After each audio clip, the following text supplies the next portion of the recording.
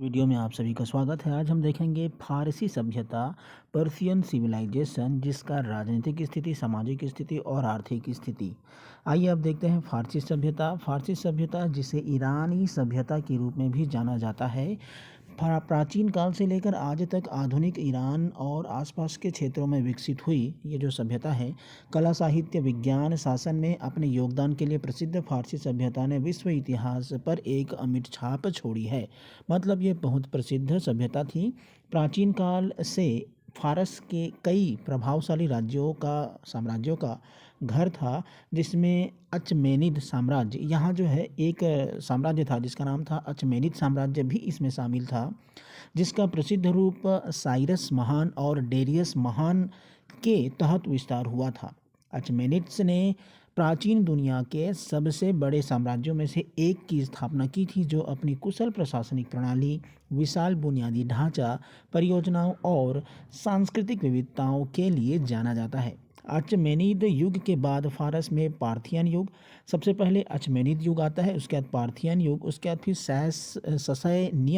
ससैनियन साम्राज्यों का उदय हुआ, जिनमें से प्रत्येक ने फारसी संस्कृति और शासन में महत्वपूर्ण योगदान दिया। मतलब फारसी संस्कृति का क्या किया इन्होंने, मतलब इसका प्रचार प्रसार किया। ससैनियन साम्राज्य विशेष रूप से कला, वास्तुकला में अपनी प्रगति और राज्य धर्म के रूप में पारसी धर्म को बढ़ावा देने के लिए जाना जाता है। इनका अपना अलग धर्म है जो है पारसी धर्म। आपको पता होना चाहिए कि पारसी लोग पूरे के पूरे ख़त्म हो चुके हैं, ईरान इराक में हुआ करते थे। ये जो आपका पारसी समुदाय केवल भारत में आपको मिलेगा। ये देखिए, ये जो आपका भारत का क्षेत्र है, तो ये जो है ये आपका जो है पारस का क्षेत्र आता है। जो वर्तमान समय में जो अभी कलर हुआ है, यही जो क्षेत्र है ये पारसी है। वर्तमान का ईरान, इराक, सभी जो है किस में आते हैं, पारसी क्षेत्र के अंतर्गत आता है। यही जो है प्राचीन जो है आपका पारसी सभ्यता यहीं स्थापित थी। आइए आगे और देखते हैं। ये अच्छा, इसमें तो दिया नहीं है, लेकिन बता दें यही वाला क्षेत्र है जो कलर हुआ है, जो आपका पंजाब है। पंजाब का क्षेत्र मतलब वर्तमान पाकिस्तान भी उसमें आता है। उसके बाद का क्षेत्र इसमें आएगा। आइए देखते हैं। ये देखिए, ये वाला जो क्षेत्र है ये रहा, ये आपका पंजाब का क्षेत्र है। मतलब ये आपका इधर इधर भारत आ जाता है। भारत के बाद फिर इधर आपका मिस्र तक आ जाता है, और इधर आपका पूरा का पूरा ये जो क्षेत्र है, ये पूरा का पूरा बेल्ट में क्या हुआ था, पारसी सभ्यता का विकास हुआ था। ये देखिए, ये आपका बड़ा करके हम दिखाएं यहाँ पर, जितना भी हरा डार्क हरा है। और उसके अलावा यदि अगर इसमें दिखें, यदि अगर आप विश्व का नक्शा में देखेंगे, तो ये आप यहाँ पर को गोल घेरा आप कर सकते हैं। यहीं पर क्या था, पारसी सभ्यता विद्यमान थी। आगे देखते हैं और आपको दिखाई देगा, ये रहा पारसी सभ्यता। ये आपका इंडिया, भारत का क्षेत्र है। भारत का जो वर्तमान अफगानिस्तान क्षेत्र है, यहाँ तक जो है पारसी सभ्यता हुआ करती थी प्राचीन समय में। लगभग 590 ईसा पूर्व, बीसी मतलब होता है बिफोर क्राइस्ट, मतलब 590 ईसा पूर्व के समय में, जब इस समय हमारे यहाँ मौर्य साम्राज्य की स्थापना थी। अपने पूरे इतिहास में भारत सभ्यता, अपने पूरे इतिहास में फारसी सभ्यता संस्कृति का एक चौराहा रही है, जो पूर्व और पश्चिम के बीच व्यापार और सांस्कृतिक आदान प्रदान की सुविधा प्रदान करती है।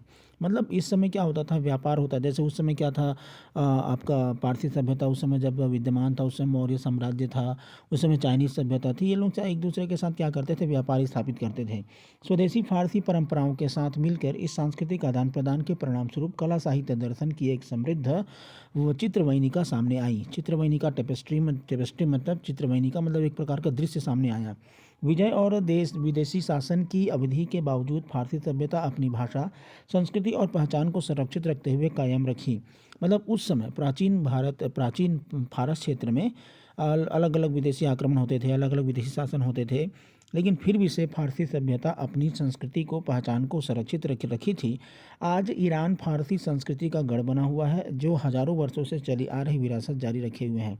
अब वर्तमान का जो ईरान है और फारस का जो क्षेत्र है, वहाँ आपको क्या मिलेगा, ये फारसी सभ्यता वहाँ दिखाई देगा। लेकिन वास्तव में देखा जाए, ईरान इराक में कोई आपको फारसी नहीं मिलेगा। फारसी और केवल आपको भारत में ही मिलेंगे।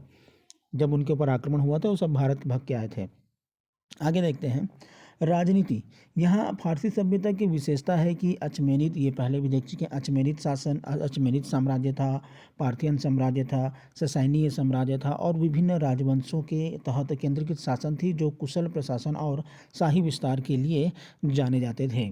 ये देख लिए, इस प्रकार से आप इसको बना सकते हैं। ये 4 है, ये अचमेनिड है, ये सेस्यूसाइड्स है, उसके बाद फिर ससेडिनिट्स है और पार्थियन है। ये आपका 4 है। इस प्रकार से आप ऐसा डायग्राम बना लीजिएगा। ये जो डायग्राम का आइडिया मिल रहा है आपको, ये हर साम्राज्य में, कोई भी साम्राज्य हो, चाहे भारत का इतिहास पढ़ रहे हो, चाहे विश्व का इतिहास पढ़ रहे हो, सब में आप बना सकते हो। इससे क्या होता है, आपको अच्छा नंबर मिलेगा और उभार आता है, दिखता है। ठीक है, अचमेनिद है, पार्थियन है, ससैनीय है ना, और ये है सेस्यूसाइड है। इस प्रकार के शासन जो राजतंत्र थी यहाँ पर स्थापित है। आगे देखते हैं समाज। समाज कैसा था? फारसी समाज। फारसी समाज एक पदानुक्रमित संचार थी, संरचना थी, जिसमें सबसे ऊपर राजा हुआ करता था। जितने भी समाज के बारे में, जब प्राचीन सभ्यता का जब आप पढ़ेंगे, समाज के बारे में पढ़ेंगे, तो समाज में वही रहेगा ना। राजा ऊपर में रहेगा, उसके नीचे पुजारी रहेंगे, उसके नीचे कुलीन लोग रहेंगे, कुलीन मतलब उच्च वर्ग के लोग रहेंगे, और ऊपर राजा था। उसके बाद कुलीन लोग थे, उसके बाद पुजारी लोग थे, उसके बाद आम लोग थे। पारसी धर्म सामाजिक मानदंडों और मूल्यों को प्रभावित करने वाला प्रमुख धर्म हुआ करता था।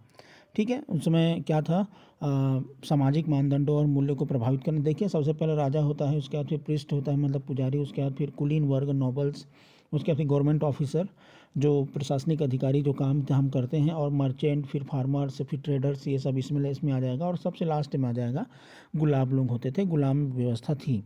तो इस प्रकार से सामाजिक संरचना थी, जिसको आप राजनीति में भी शामिल कर सकते हैं, समाज में भी आप इसको शामिल कर सकते हैं। ऐसा डायग्राम बनाइएगा, सब में बनाइएगा, सब में आज आपको पता चल जाएगा कि समाज कैसा था, तो आपको अच्छा नंबर मिलेगा। आगे आता है आर्थिक की हम बात करते हैं।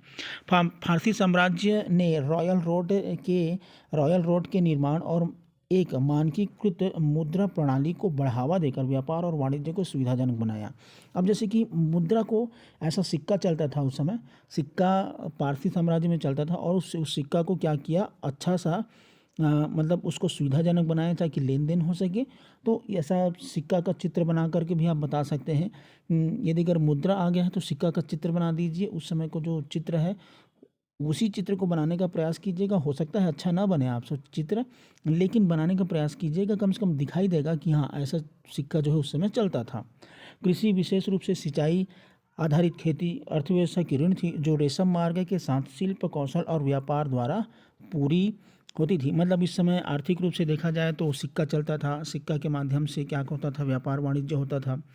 सिंचाई करते थे, खेती करते थे। सिंचाई और खेती, जो सिंचाई होता था वही जो है अर्थव्यवस्था की रीढ़ थी। स्वाभाविक सी बात है, अच्छा व्यापार, अच्छा फसल होगा, फसल ज़्यादा होगा, खाने के साथ साथ बच जाएगा तो उसको विक्रय करते हैं, उससे क्या होता है, आपका व्यापार बढ़ेगा। तो इस प्रकार से जो है अर्थव्यवस्था जो है यहाँ क्या थी, संचालित थी। तो ये आज की इस वीडियो में बस इतना ही। हमने देखा आज फारसी सभ्यता। फारसी सभ्यता किसको कहा जाता है? फारसी सभ्यता की राजनीति, फारसी सभ्यता का सामाजिक स्थिति और फारसी सभ्यता का आर्थिक स्थिति। ठीक है।